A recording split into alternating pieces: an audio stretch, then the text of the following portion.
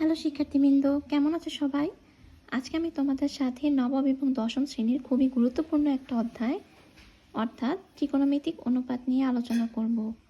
ত্রিকোণমিতিক অনুপাত চ্যাপ্টারটা নবম শ্রেণীর জন্য খুবই ইম্পর্ট্যান্ট একটা চ্যাপ্টার, যেখান থেকে প্রত্যেক বছর প্রায় 2টি করে সৃজনশীল প্রশ্ন অ্যান্সার করতে হয়।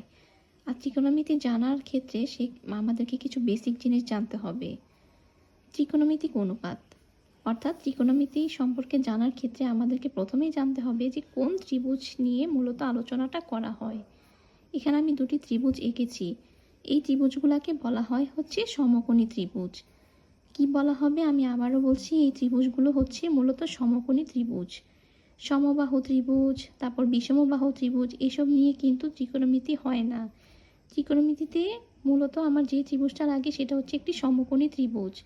সমকোণী ত্রিভুজে এখানে 3টি বাহু আছে, আর এই 3টি বাহুরও কিন্তু নাম আছে। এই যে এখানে যে বাহুটা সেটাকে বলা হয় লম্ব, আর এখানে যে বাহুটা সেটাকে বলা হবে ভূমি, আর এখানে যে বাহুটা সেটাকে বলা হয় অতিভুজ।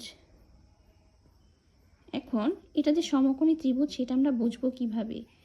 এখানে এই যে এই কোণের পরিমাণ হচ্ছে 90 ডিগ্রি। আমরা জানি যে কোণের পরিমাণ যদি 90 ডিগ্রি হয় তাহলে মানে ওই ত্রিভুজটাই মূলত সমকোণী ত্রিভুজ। এখানে কোণের পরিমাণ হচ্ছে 90 ডিগ্রি, আর এই পাশে একটা কোণ থাকবে এবং এই হচ্ছে সূক্ষ্মকোণ।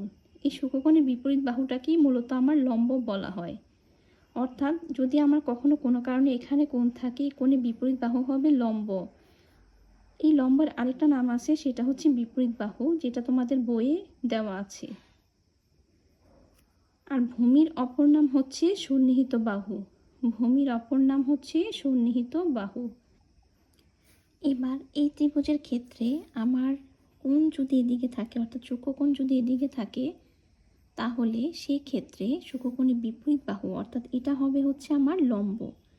অর্থাৎ সবসময় যে এখানেই লম্ব হবে এমন কোনো কথা নেই, বা এখানেই লম্ব হবে এমন কোনো কথা নাই।